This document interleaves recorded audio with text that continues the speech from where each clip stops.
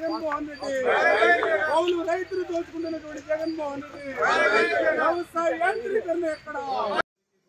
శాసనసభ సాంప్రదాయాలను మరి ఈ యొక్క జగన్మోహన్ రెడ్డి దొంగలోకి తొక్కుతున్నటువంటి పరిస్థితి.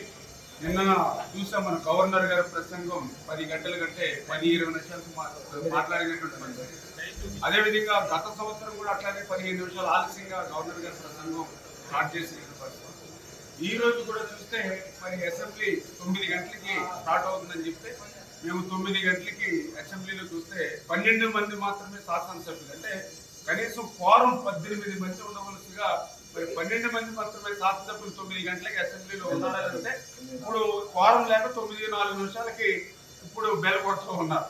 అంటే పాపం వైఎస్ఆర్సీపీ శాసనసభ్యులకు కూడా శాసనసభకి రావడానికి ఇష్టపడతలేదు.